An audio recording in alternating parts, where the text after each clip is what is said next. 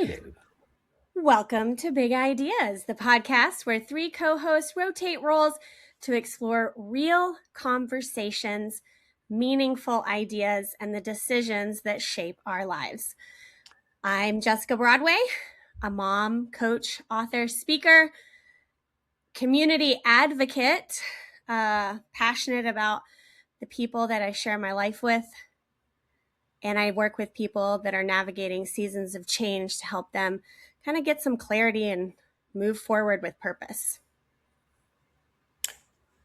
And I'm Mark Steiner. I'm a father. I'm a partner and mate to Carrie. I'm a partner to business partners too. I'm the co-founder and CEO of Gig Salad. And I'm a co-host with these two lovely people. I'm Justin Gabassi, a human optimization coach, a touring musician. I'm currently traveling the world studying how culture and human connection intersect across different societies. And I'm just coming to the realization within a few seconds ago that I've maybe had ADHD my entire life. So the human optimization things that I've brought into the all of my optimizing is an attempt for me to cope. No, I don't know. I don't know. I mean, we know. Yeah, we know. Yeah. Is that your POV, by the way? Is this your POV as you're in Thailand and recently diagnosed with ADHD? By two very unqualified people to do this, but we're not professionals. I'm qualified. Yeah, she is actually. You're qualified and everything. You know what's funny? You said I'm a comedian.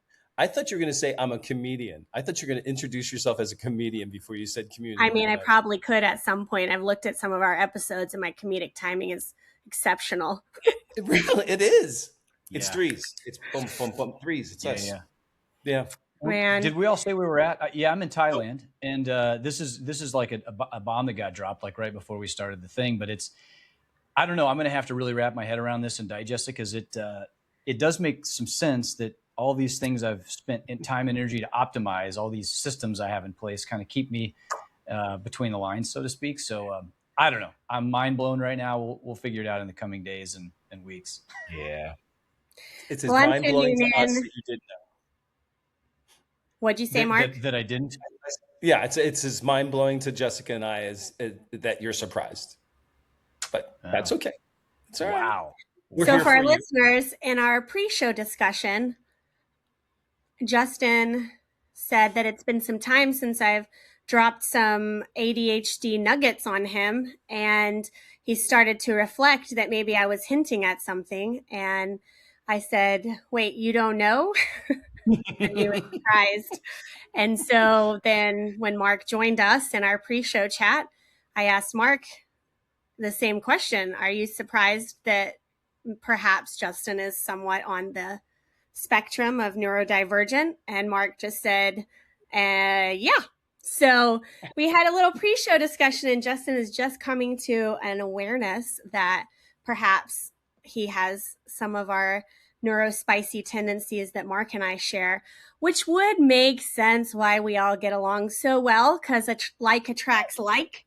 But maybe we're going to open this can of worms up in another episode, but it was timely because today's episode is specifically about what advice we would give our 13-year-old self.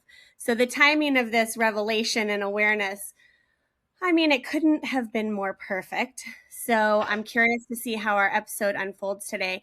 But when I brought this topic to the guys, they were, of course, excited, and I'm excited to talk about it. But I want you as a listener to kind of have your set point for the day to understand why 13 is so important.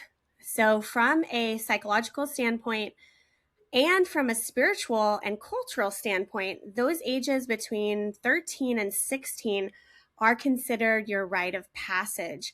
And we could expand on this at some point, how we've had a delayed failure to launch with our adolescents. But we'll pause that conversation for another day. But today we're going to talk about that pivotal age. So from a psychological standpoint, this particular age is where we start to get that self-agency starts to kind of wake up, and we want that autonomy where of developing our sense of identity, purpose. We're starting to notice the things that we're good at, starting to pull away from the family unit to explore our own identity and who we are and how we present in the world, and looking for our autonomy. From a spiritual sense, we always still see some scriptural references for this. Even Jesus went to the temple at 12, and when they found him, he said, "I'm about my Father's business," right? He was in his purpose. He was starting to do his life's work in this stage. And then when we look at the tribal and ancestral, excuse me, when we look to tribal and ancestral periods of time, we can see that between 13 and 16, oftentimes they would send young boys on quests or out to explore their independence and earn their rite of passage amongst the tribe. So this is a very, very formative year between those ages. And I say 13 to 15 because everyone develops at a different stage, but it's important time. And most of us can talk about we probably experienced some sort of pivotal change in our lives during that time. It could be developmentally, it could have been environmentally, it could have been a lot of different things, but it's something worth talking about because sometimes during that growth period, things can get blocked, muted, miswritten in your coding, in your brain. You can become adaptive, and it can send you on this kind of false or pseudo identity where maybe one day you realize, like, hey, that's not really part of who I am. And so in the reflection of our growth, we wanted to talk to that 13-year-old self and say, hey, what was going on with you then? And what would I advise you now? Is there some healing that needs to happen there? What could you go back and tell that version of you? Don't pick this part up because that's not who you are. What do you want to lean into and be reflective? So for me, at 13 was a rough age. We had just moved from Scotland to the United States. I was in 7th grade and failing American history and stuck somewhere between, am I Scottish? Am I American? I should know these things because my parents are American. I don't know what kind of music's cool. I don't know what kind of fashion's cool, but I know that the accent is not cool, so it's going. And I worked very hard that summer to make sure I learned all of the appropriate words, the slang, from biscuit to cookie, from rubbers to erasers, because that was really embarrassing in class when you asked somebody to pass. It was hard. It was a very difficult age for me. Got my period that year. I mean, it was just really an awkward year for me. So my first piece of advice to myself would have been, don't change the way you speak so that other people are more comfortable, and just be you. Which one of you wants to go first? What do you guys got? Mark, I vote you go first. Okay. I'm trying to pull my ADHD thoughts together and pick which topic I want to start with.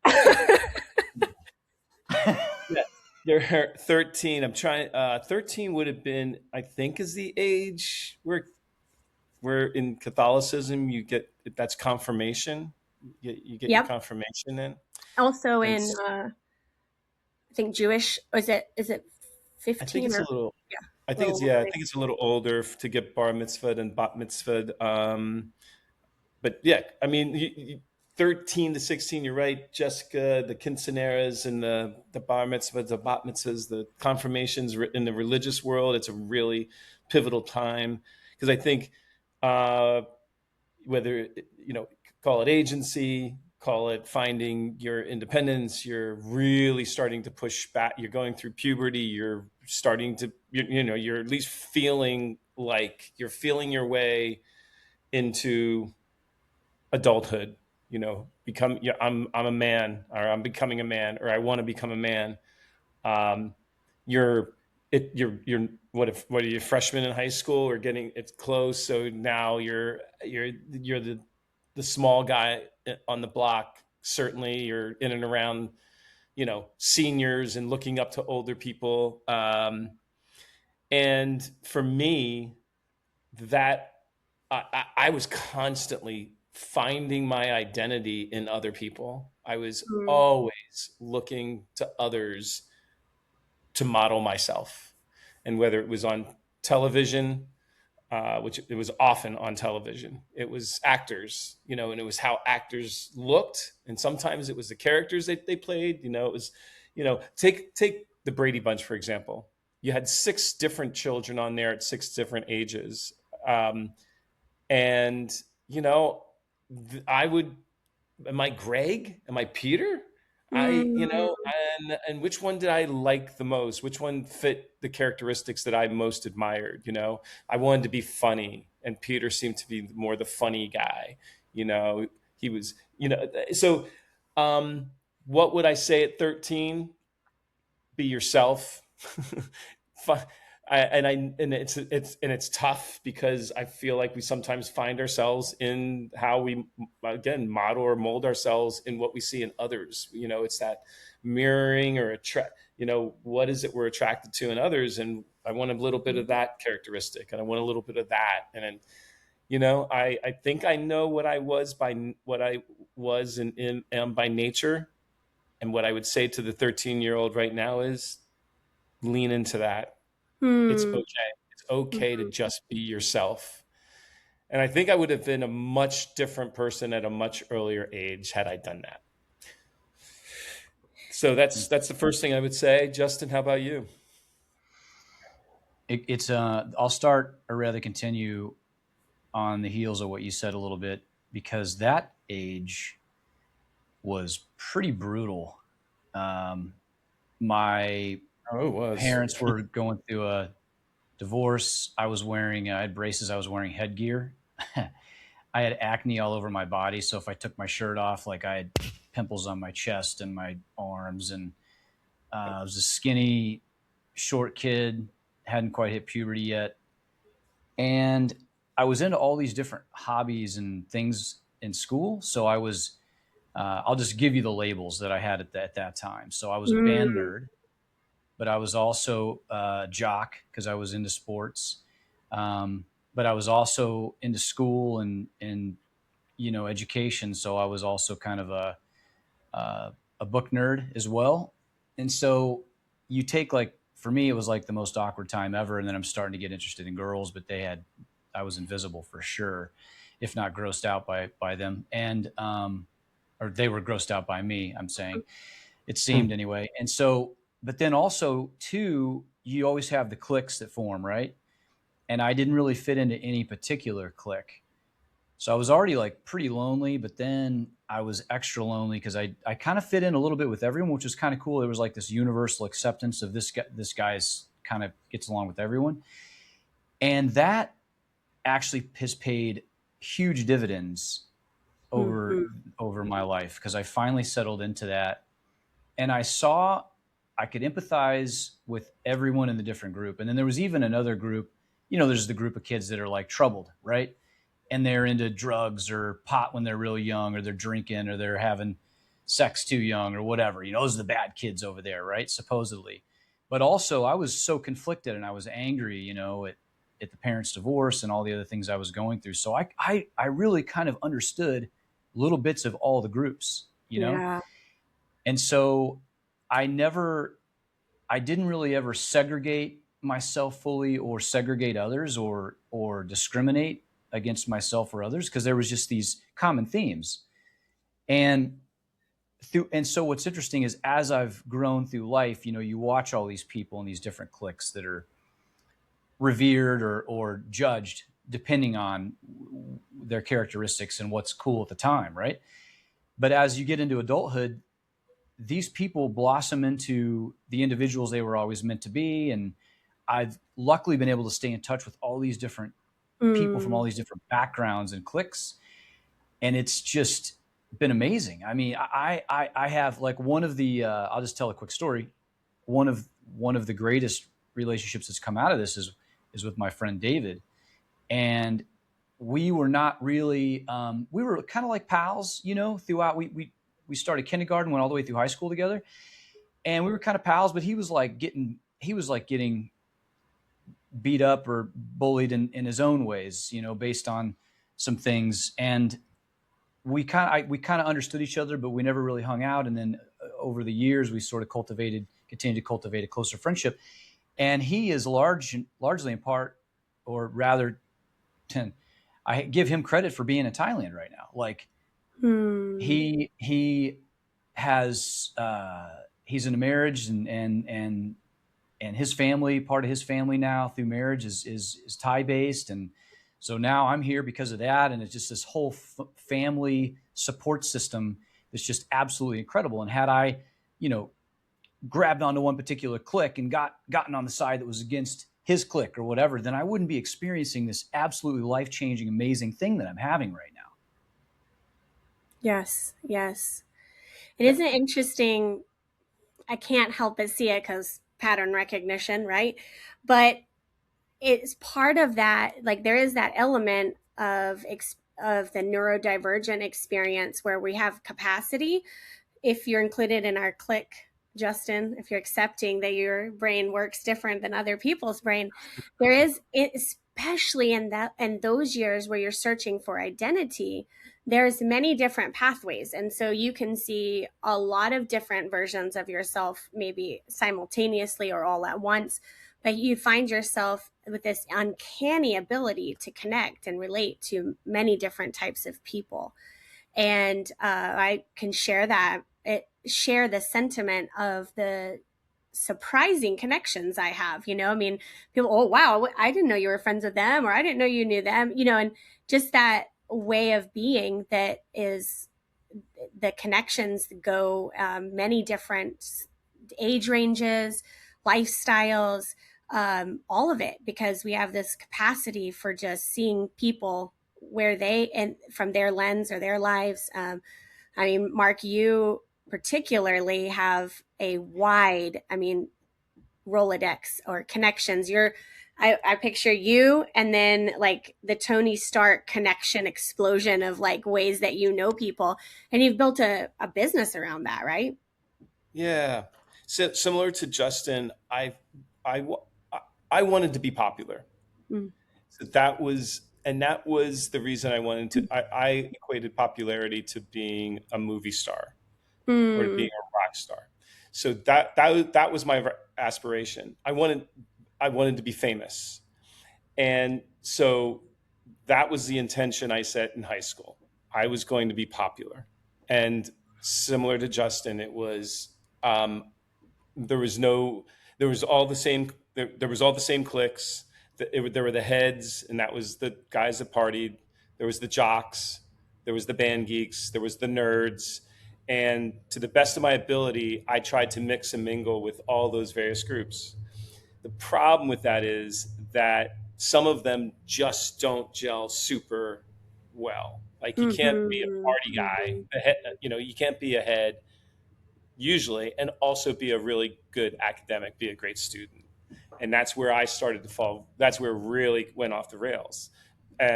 Because not knowing that I had ADHD and not knowing why I diverged and couldn't focus, sat in class and was paying attention to other students and looking at girls and comparing myself to guys and on, and not hearing the teacher and not tracking.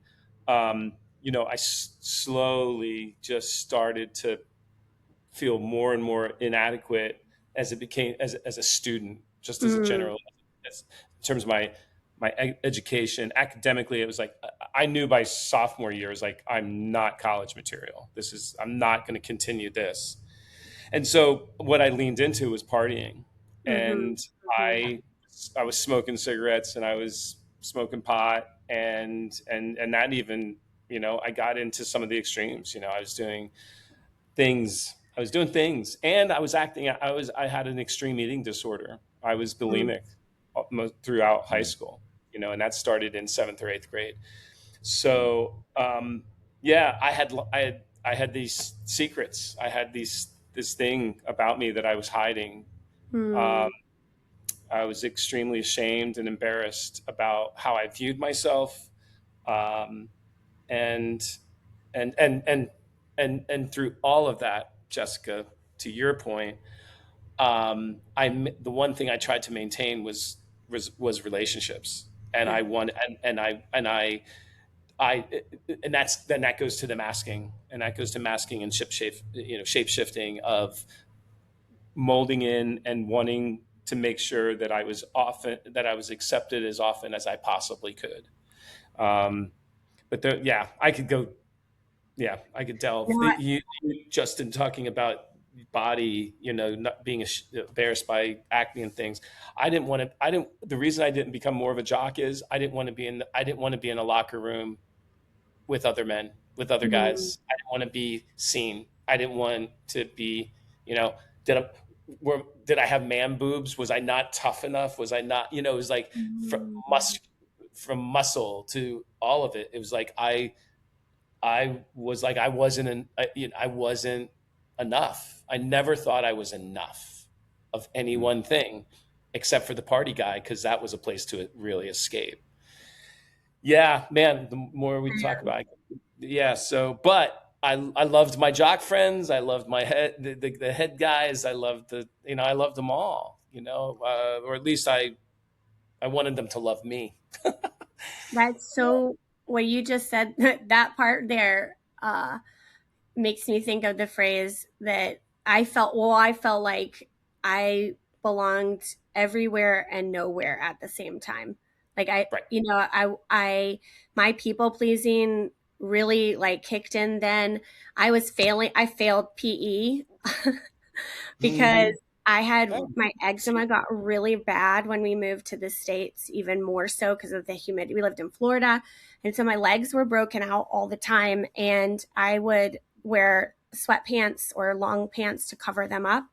And because people would make fun of me and, or they'd ask questions and it was very embarrassing. And so I would fail because I would get marked down for not dressing out for PE. And I had my mom finally write a letter to try to be like, hey, this is a medical thing, like I don't want to do that. And my PE teacher said that I needed to learn how to be uncomfortable and stop caring what people think, and I needed to dress out. And And isn't I it was, funny that the PE teacher was right? Was yeah, right? she was Was right. right. At the same time, like, try telling that to yourself when That's you're, sensitive. I'm changing cultures, I'm changing everything, I'm trying to look for, I think you talk about eating disorders. I don't know if I would call it eating disorder, but I definitely emotionally was comforted by things. Something that was constant was that food was still good. Like that was still comfortable and I still like to eat. And that was probably the only thing that wasn't changing in my life. And I think that was, if I went back, another piece of advice I might give myself is maybe that, just it's okay to enjoy food, but food isn't what fixes the feelings inside you. And I was fortunate to have parents that spoke truth and life into me, and even with that, it was still difficult to believe it. My dad, he would drive us to school in his old '69 Mach 1 Mustang, and it was a Wow. blue and Cool. like shimmery blue, and it was his project car, so he'd fix it up in the summer and it'd work for a little while and then it'd break and he'd have to go fix it again. And he taught me how to bleed brake lines on that car and pull a radiator, and that was kind of like our project. And so he'd take us to school in that, but it would backfire if you stopped, so you kind of had to like roll, and then he'd be like, all right, get out, and then he'd have to punch it to get it going again. And so it was kind of embarrassing. But one time he took me to school and there was a guy that I had a crush on, and I could see that he was in the commons area where we waited to go in.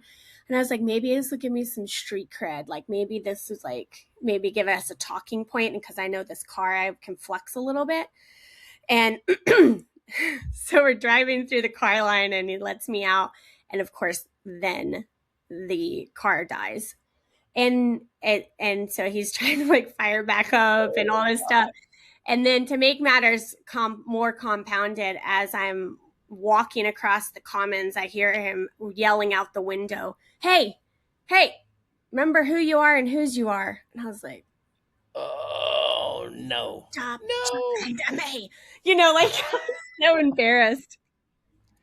That was something you always said was remember who you are and whose you are. And that phrase has carried me through a lot of my life.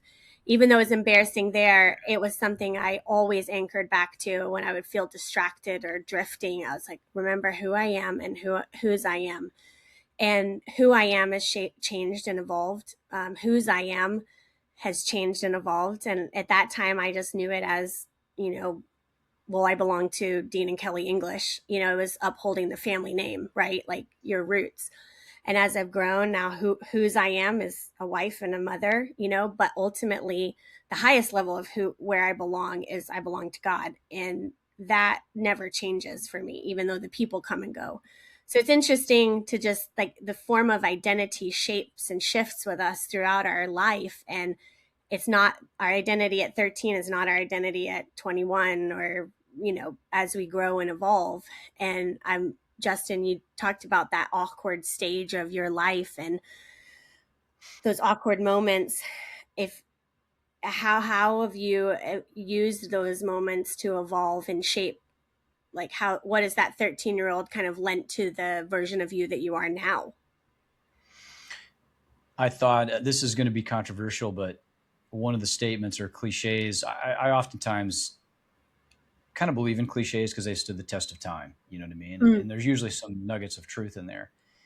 But as I was contemplating this today and I was writing about this, and I thought, me, optimization guy, always trying to be like, yeah, if I was really going to talk to my 13-year-old self, which I am right now, I would say you don't have to adhere to the cliche, respect your elders.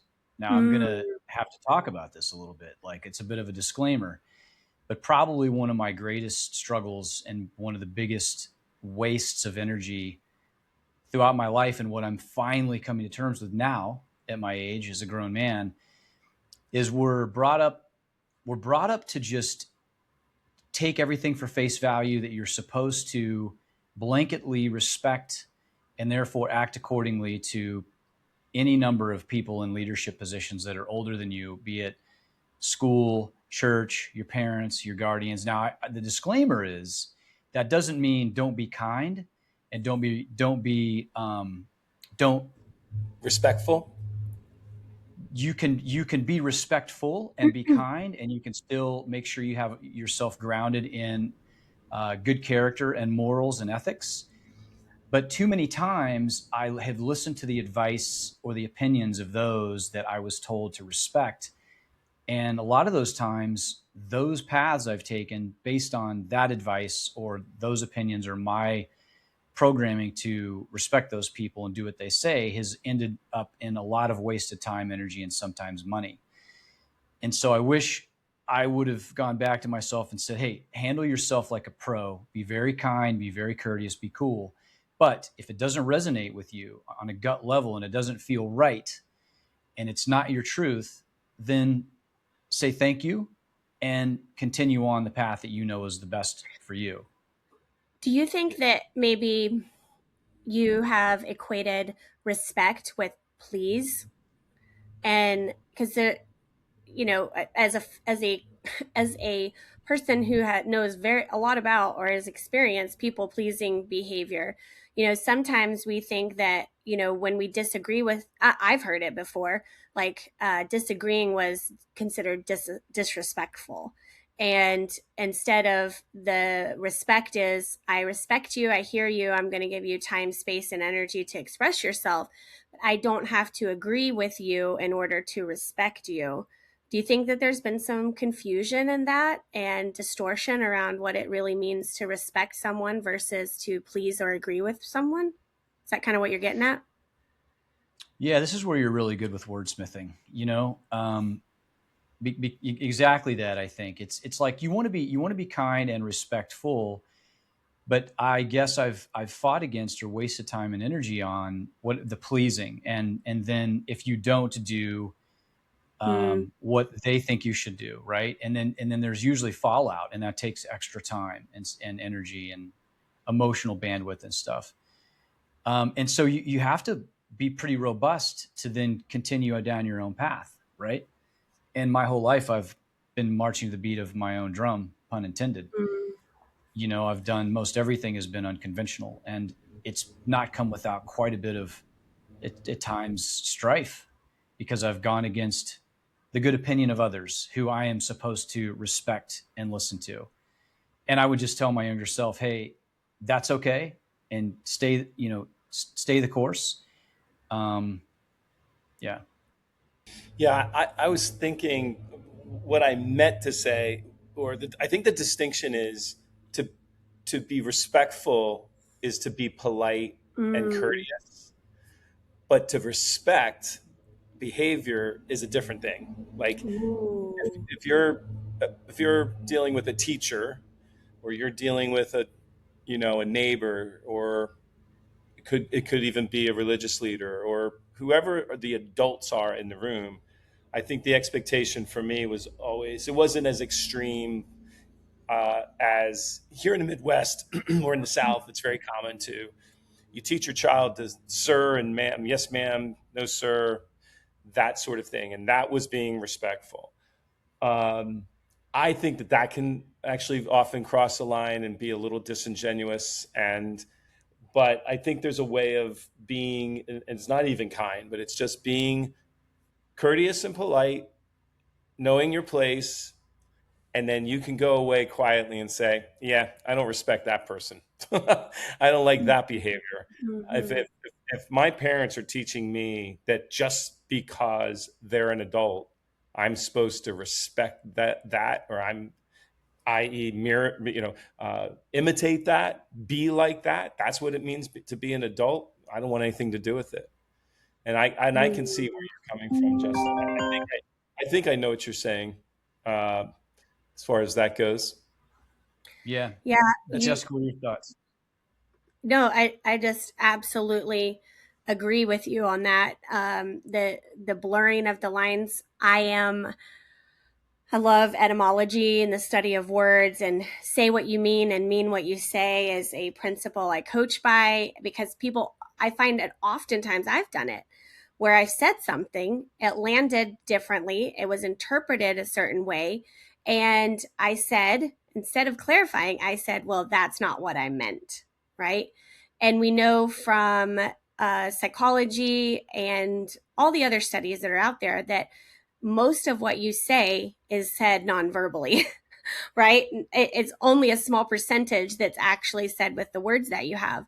So understanding if only a small percentage of communication exists with the words, then the words you choose should be very clear, and you should take time to say what you mean and mean what you say. That's that kind of evolving circle there, is to be quick to listen, slow to speak, which is very difficult for myself. I find myself interrupting people. Part of that's the just because the behavior is understandable doesn't mean it's excusable, right? Still something we have to grow and learn through. But I absolutely acknowledge that there's some confusion, blurred lines as far as what does respect look like? What does it look like to respect yourself? How do you respect yourself and someone else at the same time without compromising who you are in order to please someone else? That's something I've had to learn, throughout the years. I remember, especially being raised as a preacher's kid, we grow up in somewhat of a fishbowl where eyes are all on us and there's a different standard for us.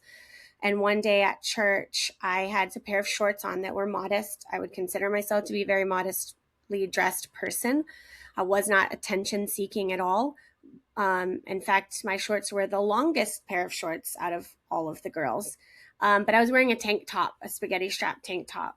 And I loved this shirt because it was the first Bongo shirt, a brand name shirt that I'd ever gotten. I was very excited about this. And the one of the church leaders went to my dad and told him that I was inappropriately dressed for the role that he had at church. So I learned there was a double standard, that girls and the other girls can dress however they want to, but I will need to dress differently. And that was really frustrating to me, because I wasn't trying to, I was misunderstood. I think that I adapted a little bit of that, or part of that didn't get quite healed or reprogrammed, because that behavior bled into other areas of life where I felt like I was responsible for how other people's behaved. Does that make sense? Like that was my Mhm. fault that Yeah. that it drew attention, and that I needed to do the changing so that, and that is not healthy and it's not okay. But it definitely was during those very formative years. And I think about our listeners, I really encourage them to go back to your 13-year-old self and reflect on those things. What was happening during that time that you took on as part of who you were, maybe, to fill the gaps.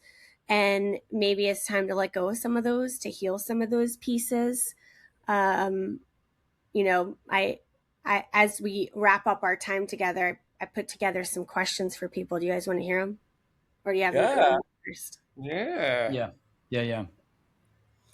So here's like 5 questions I think you should ask yourself at this season of your life about that 13 to 15-year-old age that might help you get some insight, heal, and kind of reprogram some things or acknowledge some things, appreciate some stuff about yourself, look at yourself with some compassion, but also perhaps spark for you um, things you could help other the youth of our generations really absorb and encourage. Because even if you don't have children, children, and we have a community responsibility to make sure that the next generation gets tools that we've learned over the years, like that we get to pass that on, whether they're your kids or your neighbor's kids, right? So, questions you should ask yourself. Number one, and we'll put these in the show notes. So if you're driving, you don't have a pen and paper, don't worry, we'll put them in the show notes for you. We But got you. number one is, what did you dream about or hope for when you were 13? What was a hope or a dream? And you could ask yourself, did you lose that dream? Give up on that dream? Or is that dream still alive in some area of your life right now? Two, what blah, blah, blah. Was there a moment at that age that you felt a shift in who you were becoming, and what possibilities did it spark for you? Three, can you recall any challenges or hard experiences that felt very significant? So, writing those out. Four, when you think back, do you notice any emotional patterns or beliefs that might have been stuck or gotten stuck in that age range? And we've kind of talked about some of those here today. All of us have shared emotional pain that we experienced that kind of drug on into our adulthood. And then the last one is, if you could sit with your 13-year-old self now, what would you say to encourage them or offer healing to them? What would you tell them to release or to keep and to nurture and flourish as they grow? So, just reflecting over those questions, and as we wrap up our time, I wanted to ask you guys if any one of those questions really just stuck out to you, and if you could speak to it as we close out our time together. Yeah. I'm 60 years old. So that was 47 years ago. Mm-hmm. Um, and the first one about, what was my dream then? Mm-hmm. It's still my dream today. I still dream of being an actor, a professional actor, and work, getting parts in movies and appearing in movies. And I'm doing it. I am, uh, well, I'm working towards it. And I've had a really full 47 years. I've had a family. I raised children. And here I am, an empty nester, as of 2020. And I've loved my life. I have no regrets. I wouldn't have changed anything in spite of having that dream. And I feel like I'm lucky enough and fortunate enough to still have that dream very much alive in me. And I'm not afraid of it. I don't believe it's not for me. I believe I'm going to reach it. And so, um, And you that have, is, right? I mean, you've been in movies. yeah, yeah, You yeah, have your yeah, actor's card. You that's have right. That's right. achieved the goal, That's right. and a great example of you can achieve and still become, right? At That's the right. same time. That's right. Yeah. So I just want to encourage all the listeners out there, young, old, no matter where you're at, where you're from, it's never too late. And so if you felt like if you've had a dream, and you feel like it's really been dimmed, or it's Mm. so far out of the realm, that was a long time ago. That's what children do. Children's dream.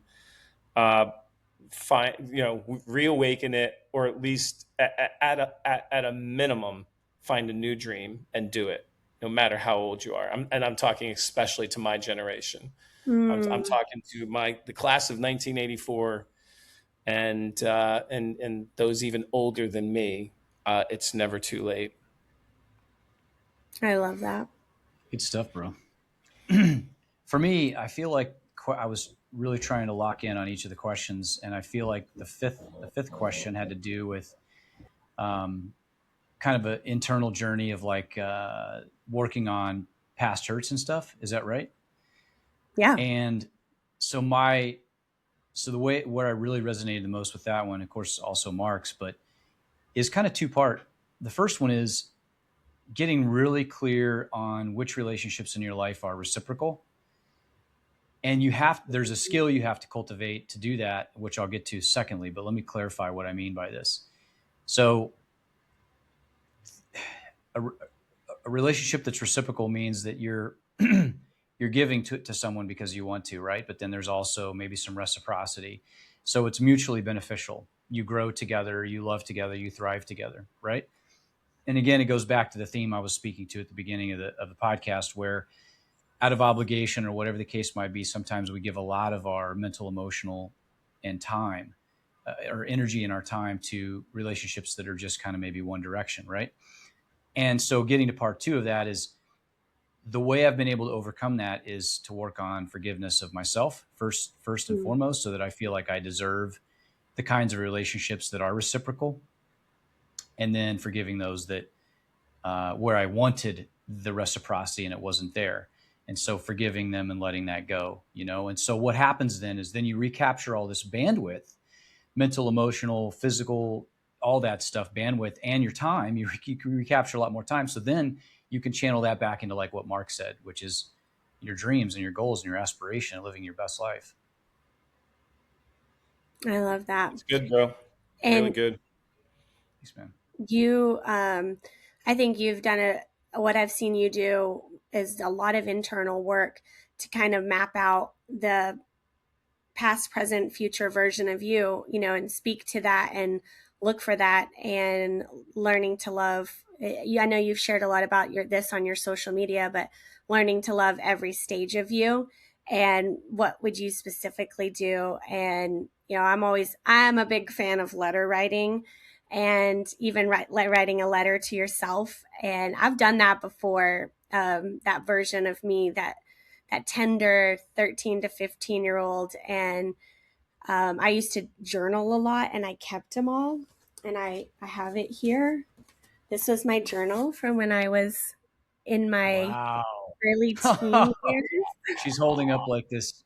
Is that a picture of you to the listener? She's No, holding it up like was Kim. It was yesteryears. Was the like type of art. It was this art series or whatever. But okay. here's, you see, it says property of Jessica English. Look at that. Wow. You got a really nice I script there. really She worked does. hard on that. Yeah. But I want to just read you one little sentence. I just how it started. This 1/26/99, 1999. Okay. Oh, wow. And I did address it, Dear Diary. Yes. I was very honest. I said, I finally managed to get a new diary, so now I can tell you all about some things.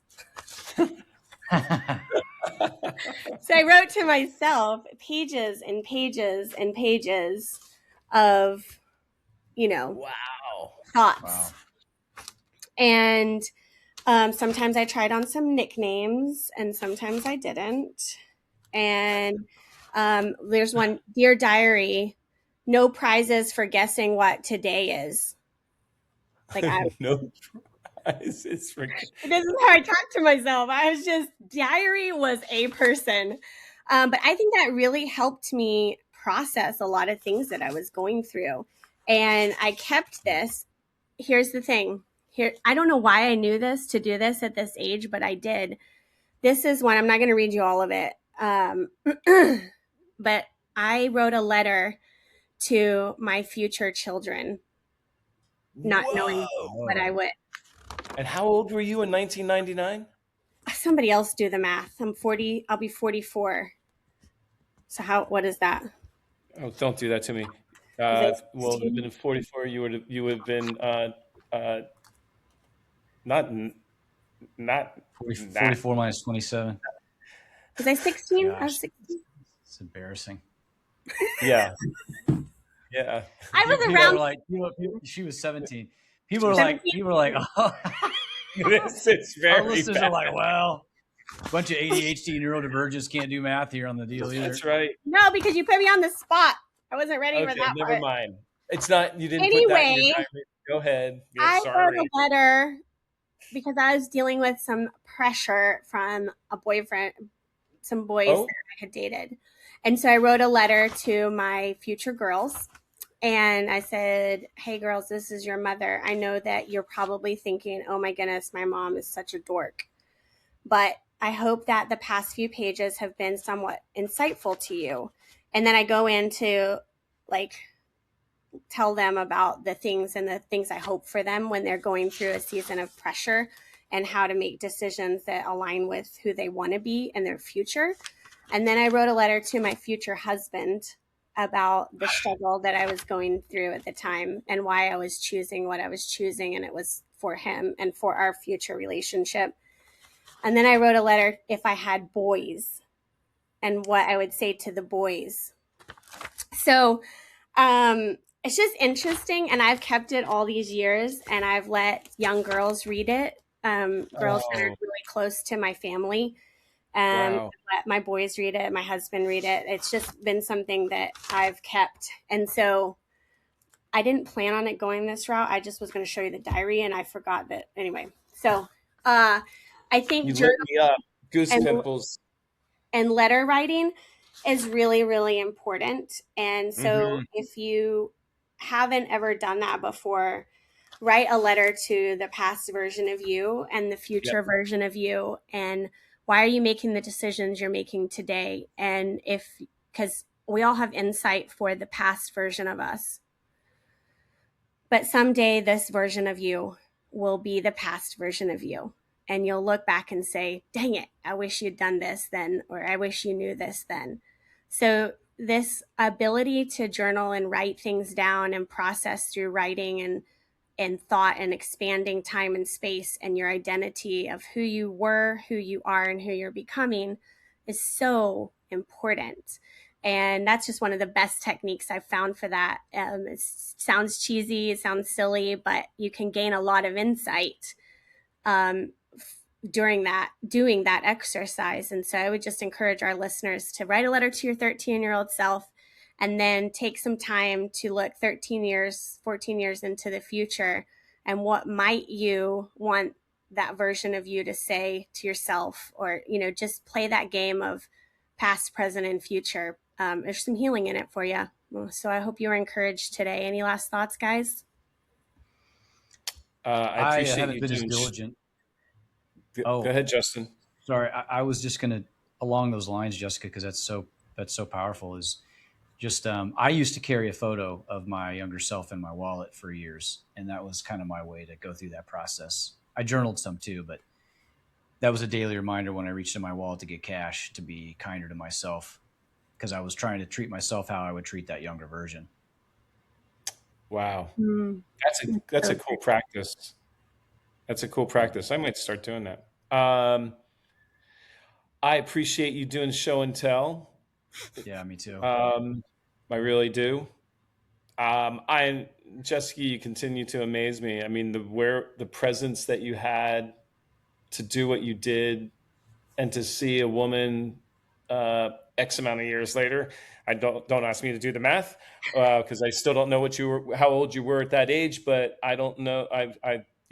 There was a maturity, and certainly there was a commitment to your um, to your faith and God that is wonderful. And how beautiful it is to see that um, you did it. You did it. I mean, you're a remarkable woman, Jessica. You really are. You continue to amaze me. Me too. Going to this happened this past week. Everybody that listening, I had the good fortune to be able to join Jessica as she. I still don't know what the proper word is. It's not inducted, but you were and not I was inaugurated, I was sworn in, is what they call sworn it. in Yeah. to the to her local school board, and the outgoing person seems to have lived an equally incredible life. The board shared to this outgoing member that's the seat that I Jessica's filling. And for as remarkable as this person was, I thought they're gonna they're gonna be saying the same thing about Jessica someday because Hmm. all the qualities that are in this woman is who Jessica is by nature. And I really questioned whether you're going to be able to do this when you first started talking about it.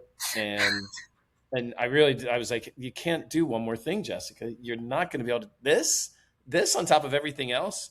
And I know you can. You're a superwoman.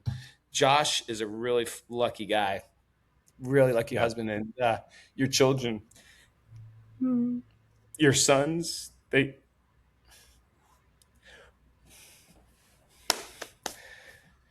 well done.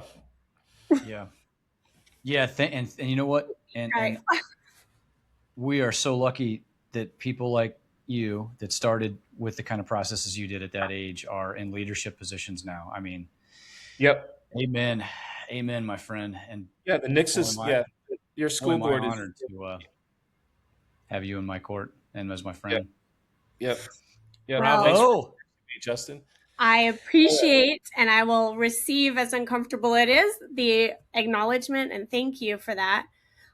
Some of that stuff I don't share because I don't. Well, I want it to be for the people that need to hear it, and that's not something you just tell everybody. Oh yeah, I used to journal to myself and But I feel like it was particularly poignant for today that maybe if people are listening and they have young kids in their lives, like I know we're in a AI world and a text to talk or talk to text world, and we've lost somewhat the art of writing, and that is such a great powerful processing tool, and I don't know that I could have truly made it through my experiences without having an outlet to talk about it in judgment shame free um, experience. So when I feel called to tell the story, I literally wrote the stories years ago. And being able to encourage people through my own experiences and to say, hey, this is what worked, like I encourage you to try it too. These are some of the just simple things that we have to get back to heal the parts of us that are still holding on to things that we've outgrown.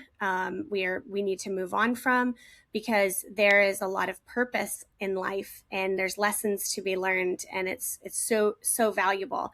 And I just, maybe in 10 years my kids will look back and be like, man, we were lucky to have our mom. Right now I just have opinions, and it's natural. It's a natural stage of life, but it's important. It was important to me then, and I've always wanted. Obviously, at 17, I knew I wanted to be a mom, and I knew that I wanted to be a wife, and I knew what I wanted that journey to look like. And with that vision is what was able to pull me through some very hard times and the choices that I was offered and chose not to take, because I knew what story I wanted to write. And we're all right now writing the story of the next 10 years. And maybe it's time to take some really thoughtful time to write out the vision of what you want so that you can see it clearly and you can act intentionally and live with purpose. So, I'm gonna do that. I'm writing letters to my 70-year-old self, my 80-year-old self. and I'm going to go back and write some to my younger self. I'm going to do it. This is Mm. called me. Hi. Well, um, That's close it. us out, Miss.